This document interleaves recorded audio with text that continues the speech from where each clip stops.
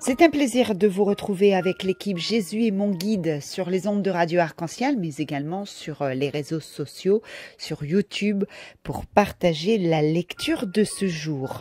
En ce 10 novembre, nous fêtons Saint Léon le Grand. Au 5e siècle, élu pape en 440, il eut à faire face aux invasions barbares, ainsi qu'à de fortes controverses théologiques sur la divinité du Christ, homme énergique et vrai pasteur. Le Seigneur a conclu avec Saint Léon une alliance de paix. Il en a fait un chef qui possède à jamais la dignité du sacerdoce. Dieu qui ne laisse pas les puissants du mal prévaloir contre ton Église fondée sur le roc, inébranlable des apôtres, fait qu'à la prière du pape Saint Léon, elle reste ferme dans la vérité et sous ta garde, soit pour toujours en paix. Par Jésus-Christ, ton Fils, notre Seigneur et notre Dieu, lui qui vit et règne pour les siècles des siècles. Amen. Aujourd'hui, dans la lecture, nous parlerons à nouveau de sagesse. Mais tout d'abord, démarrons notre séquence en demandant à l'Esprit de Dieu de venir purifier nos cœurs de son amour. Esprit de Dieu avec Grégory Turpin.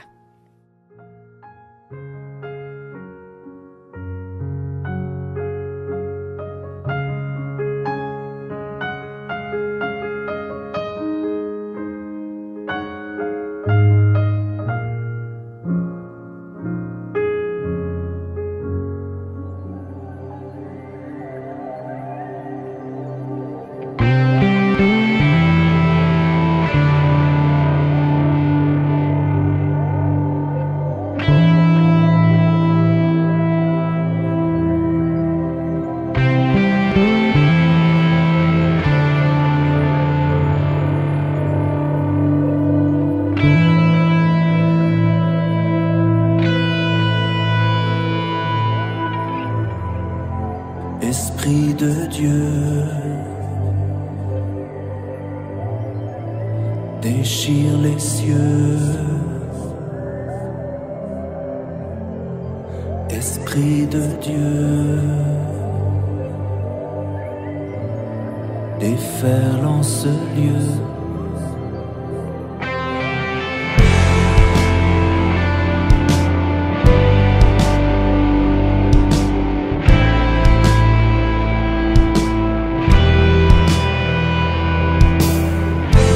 Notre Père, les cieux rugissent ton nom, chantons plus fort, qu'éclate ici ta louange, entendez-vous le son du ciel touchant la terre,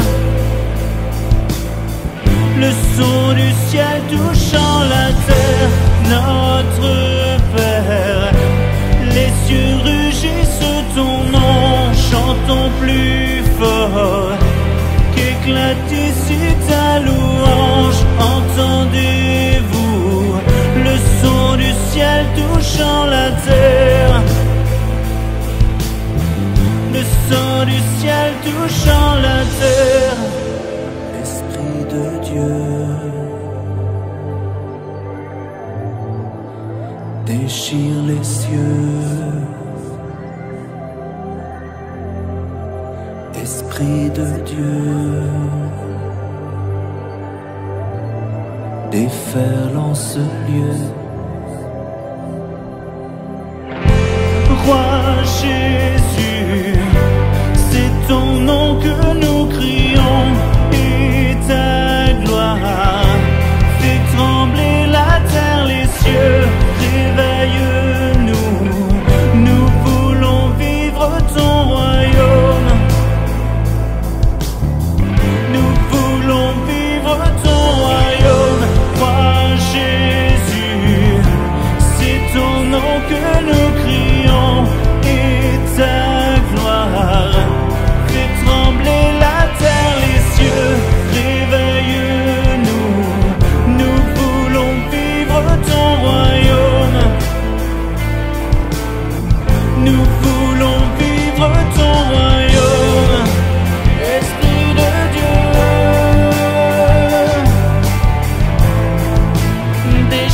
les cieux.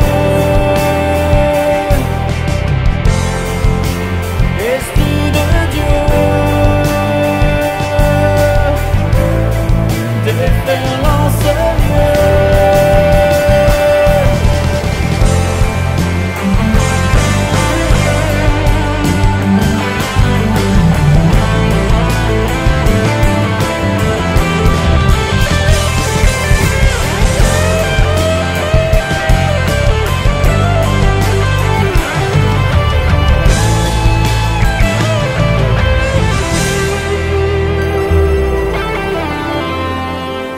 Esprit de Dieu,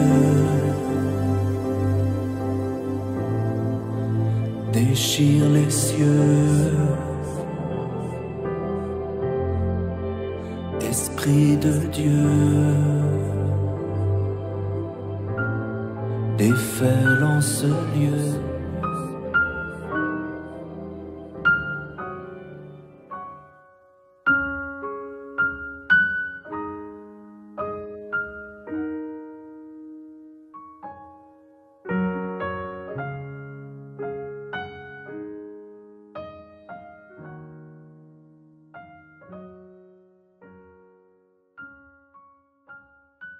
Après avoir demandé à l'Esprit Saint de venir remplir nos cœurs de son amour, partageons ce livre de la sagesse, le chapitre 6, les versets 1 à 11.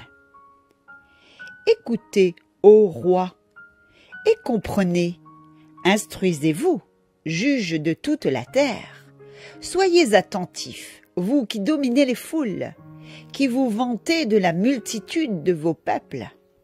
Car la domination vous a été donnée par le Seigneur, et le pouvoir par le Très-Haut, lui qui examinera votre conduite et scrutera vos intentions.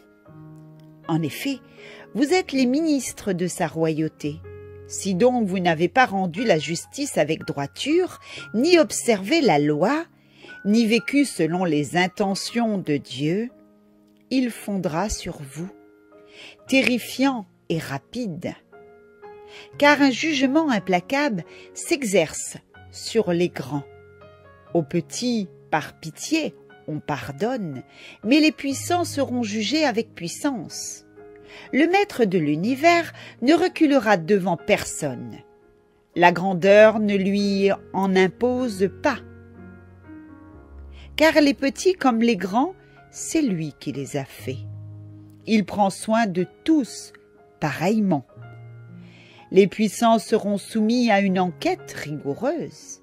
C'est donc pour vous, souverains, que je parle, afin que vous appreniez la sagesse et que vous évitiez la chute. Car ceux qui observent saintement les lois saintes seront reconnus saints, et ceux qui s'en instruisent y trouveront leur défense. Recherchez mes paroles, désirez-les, elles feront votre éducation. Parole du Seigneur. Nous rendons grâce à Dieu.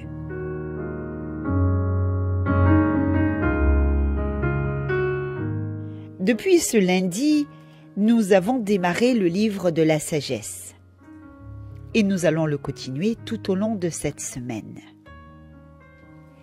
Mais tout d'abord, qu'est-ce que la sagesse? Lorsque nous entendons cette question, c'est l'image de ce vieil homme à la barbe blanche, perdu dans ses pensées, qui nous viennent immédiatement à l'esprit. Ainsi, nous croyons que la sagesse consiste en l'accumulation d'une extraordinaire somme de connaissances, ce qui nous amène automatiquement à penser que toute personne instruite est nécessairement intelligente et sage. Eh bien, comme le dit ce livre de la sagesse, qui met en garde les rois de ce monde, ceux qui sont à la tête, les grands de ce monde. Pourtant, nous savons tous très bien que l'instruction n'est pas une garantie de sagesse. Pour s'en convaincre, il suffit d'observer certains de nos hommes politiques. La plupart des grands de ce monde sont au pouvoir parce qu'ils ont su être assez habiles pour tirer les bonnes ficelles au bon moment. Cependant, être habile et être sage ne sont pas des qualités du même ordre. L'habileté fait appel à la maîtrise et diverses techniques de manipulation, alors que la sagesse ne permet pas la tromperie, qui est au contraire sa nature. Il existe aussi cette sagesse du monde qui repose sur la connaissance que l'homme a acquis à travers sa science. C'est cette sagesse qui fait la fierté de l'homme moderne. Par elle, il croit être parvenu à s'affranchir de Dieu. Or, nous savons que cette sagesse est instable et changeante, parce qu'elle est fondée sur l'homme, qui est lui-même instable et changeant. En ce qui concerne sa valeur, voici ce que Dieu en dit. Et nous pouvons le retrouver avec saint Paul dans sa première lettre aux Corinthiens. Où est le sage? Où est le scribe? Où est le disputeur de ce siècle? Dieu n'a-t-il pas convaincu de folie la sagesse du monde? Car puisque le monde, avec sa sagesse, n'a point connu Dieu, dans la sagesse de Dieu, il a plu à Dieu de sauver les croyants par la folie de la prédication. La parole de Dieu traite abondamment de la sagesse. Or, elle le fait d'une façon bien différente de celle de ce monde. Ce que le monde appelle sage, la parole l'appelle insensé. Celui qui est sage de cœur reçoit les préceptes, mais celui qui est insensé des lèvres court à sa perte, nous dit le livre du Proverbe.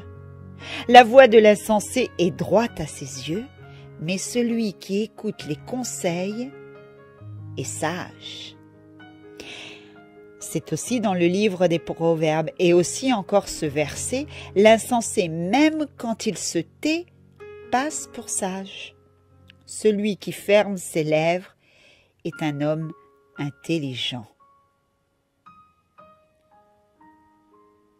En lisant attentivement ces 3 versets du livre des Proverbes que nous venons de partager, un fait tout simple nous aide à comprendre ce qu'est réellement la sagesse.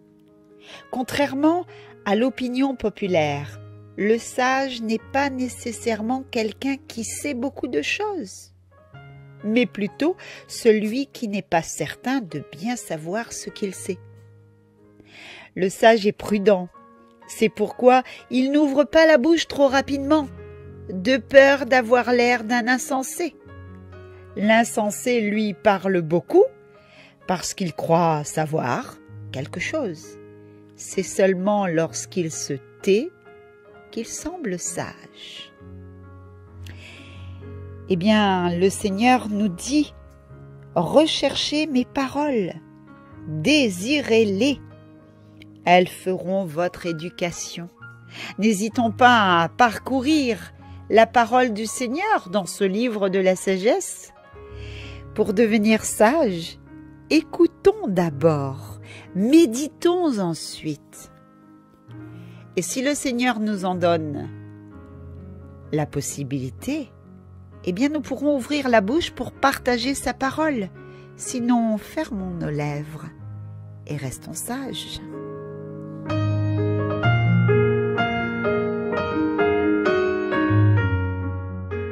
Partageons ensemble à présent le psaume de ce jour, le psaume 81. Lève-toi, Dieu, juge la terre. Lève-toi, Dieu, juge la terre.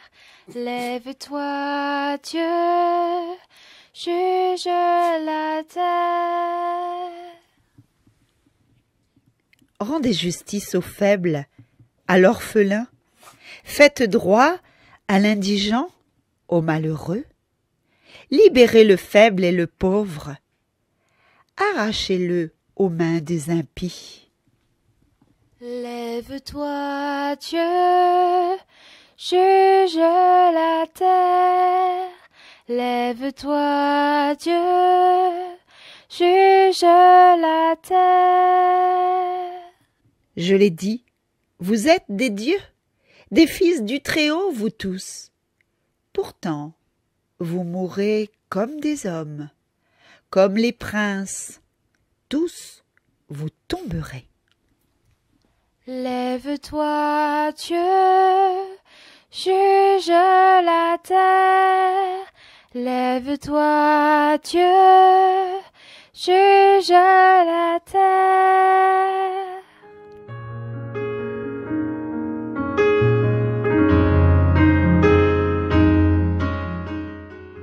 Merci à Maria de nous avoir aidés à méditer et à prier avec le psaume de ce jour, le psaume 81. Et je vous propose de nous séparer avec ce titre « Mon espoir » du groupe Hillsong, en vous souhaitant de passer une excellente journée avec le groupe Jésus est mon guide. À bientôt.